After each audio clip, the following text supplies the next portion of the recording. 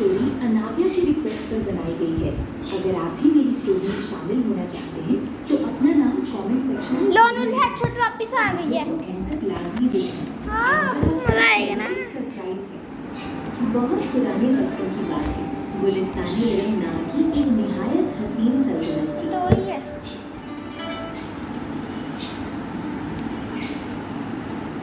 इस सल्तनत का बादशाह सुल्तान जहांगीर अपनी रियाया में बहुत मकबूल था। सुल्तान की जिंदगी में सब कुछ था सिवाय एक औलाद। बादशाह अपनी औलाद ना होने पर हमेशा परेशान रहते थे। तेरा जुनून है ना, तेरा जुनून मैं पटाती वो बेटी ने जन्म लिया। उसका नाम रखा गया अनाविया। अनाविया की पैदा होते ही पूरी सल्तनत में जश्न का समा था। लेकिन अफसोस खुशी की ये लहर ज्यादा देर नहीं टिक सकी। अनाविया की पैदाइश के कुछ ही घंटे बाद उसकी सगी मां मलिका जोया इस दुनिया से रुखसत हो गई। सुल्तान जहांगीर टूट कर बिखर गए। उन्होंने अपनी नन्ही जान की परवरिश के लिए दूसरी शादी करने का फैसला किया ताकि अनाविया को मां की ममता मिल सके। लेकिन उन्हें क्या मालूम था कि वो जिसे ममता समझकर ला रहे हैं वो दरअसल एक अजाब बनकर नाजिल होगी। नई मलिका का नाम सुमेरा था। सुमेरा हसीन तो थी मगर उसका दिल पत्थर का था। शुरू में उसने सुल्तान के सामने अनाविया से बहुत मोहब्बत का दिखावा किया मगर जैसे ही सुल्तान रियासती कामों या जंगों के लिए बाहर जाते सुमेरा का असली चेहरा सामने आ जाता। बेचारी बच्ची अनाविया रोती रहती मगर सुमेरा उसे धोखा रखती। अनाविया 10 साल की हो चुकी ठीक है, ठीक है। उसकी चेहरे पर ऐसी मासूमियत थी जो दिल को भी मोह करती। पाए और बोतल पानी की। एक डब्बा पीरियड का बड़ा स्टील का, उसके साथ एक छोटा डब्बा हमारा। सुन रहे हैं? हाँ जी। अपनी नन्ही बेटी से बहुत मोहब्बत करते और उसके साथ बच्चों की तरह खेलते रहते।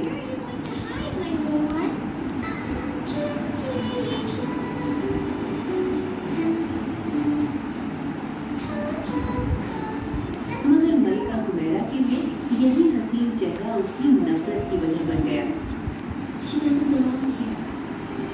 सुमेरा खुद को दुनिया की सबसे हसीन औरत समझती थी और उसे डर था कि अनाविया बड़ी होकर उसके हुस्न को मात दे देगी। एक दिन सुल्तान जहांगीर एक लंबे सफर पर गए हुए थे। सुमेरा ने मौका पाकर अनाविया को अपने कमरे में बुलाया। अनाविया इधर आओ, सुमेरा ने सख्त लहजे में कहा। अनाविया जो अपनी गुड़िया से खेल रही थी डरते डरते अपनी माँ के पास गई। सुमेरा अनाविया को इतना डांटती है और इतनी कड़वी बातें कहती है कि वो 10 साल की बच्ची बर्दाश्त नहीं कर पाती और जोर जोर से रोने लगती है। लेकिन इस वक्त तक सुमेरा बहुत जालिम तरीके से उससे बोलती रहती है। आज से तुम शहजादी नहीं इस महल की नौकरानी हो। तुम्हारे लिए कोई नरम बिस्तर नहीं होगा, कोई अच्छा खाना नहीं होगा। तुम पिछली कोठरी में रहोगी और सारा दिन महल की सफाई करोगी। सुमेरा ने चिढ़कर कहा। अनाविया की मासूम अक्ल ये समझने से कासिर थी कि उसकी अपनी माँ जिसे वो माँ समझती थी इतनी जालिम कैसे हो सकती है। उस दिन के बाद से अनाविया की जिंदगी जहन्नुम बन गई। सुमायरा जालिमों की तरह नन्ही अनाविया से पूरे घर का काम करवाती रहती। ठीक है।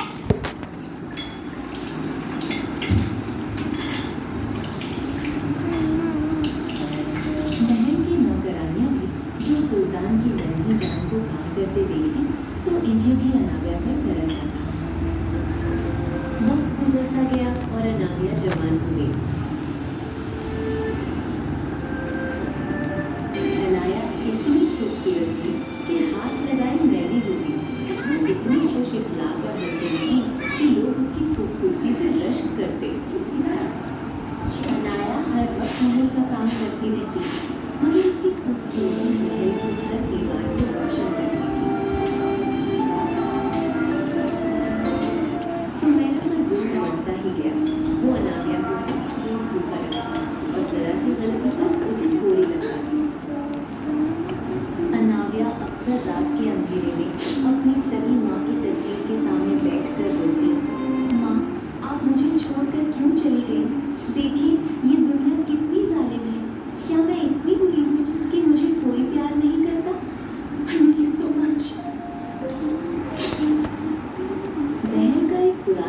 खातिर बाबा करीम अनाविया का दर्द समझता था। वो चोरी छिपे उसे कभी कोई फल या रोटी दे देता। बेटी सब्र करो, अल्लाह मासूमों का साथ देता है, बाबा करीम हमेशा कहते।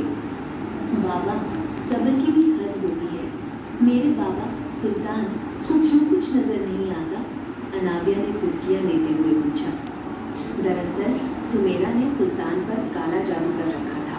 जब भी सुल्तान महल आते, वो अनाविया को किसी तय खाने में बंद कर देती और सुल्तान को कहती कि अनाविया बीमार है या अपनी पढ़ाई में मसरूफ है। सुल्तान जो सुमेरा की बातों पर अंधा एतबार करते थे, कभी सच्चाई तक न पहुंच सके। एक दिन पड़ोसी मुल्क के शहजादा शाहज़ैन गुलिस्तान आराम के दौरे पर आए। शहजादा शाहज़ैन अपनी बहादुरी और इंसाफ पसंदी के लिए मशहूर थे। उनके लिए एक बड़ा जश्न रखा गया। सुमेरा ने अनाविया को सख्त हिदायत दी थी कि वो महल के गार्डन से बाहर न निकले, मगर तकदीर को कुछ और ही मंजूर था।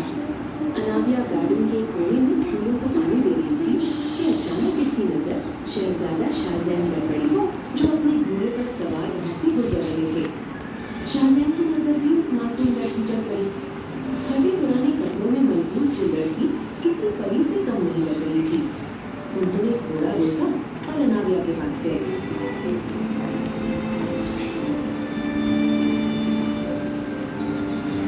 तुम कौन हो और इस हाल में क्यों हो? शाहज़ैन ने नरमी से पूछा। अनाविया डर गई। उसने जल्दी से अपना चेहरा छुपाया और भागने लगी, मगर उसका दुपट्टा एक झाड़ी में फंस गया। डरो मत, मैं तुम्हें नुकसान नहीं पहुंचाऊंगा, शाहज़ैन ने कहा। अनाविया ने रोते हुए कहा, जनाब यहाँ से चले जाएं। अगर मलिका ने देख लिया तो वो मुझे जिंदा नहीं छोड़ेंगी। शाहज़ैन हैरान रह गए। एक महल के अंदर ऐसी खौफ की फिजा। उन्होंने उसी वक्त फैसला किया कि वो इस राज की तह तक पहुंचेंगे। सुमेरा ने देख लिया था कि शाहज़ैन ने अनाविया से बात की है। उसके दिल में आग लग गई। उसने सोचा कि अगर शाहज़ैन ने सुल्तान को सब बता दिया तो उसका खेल खत्म हो जाएगा।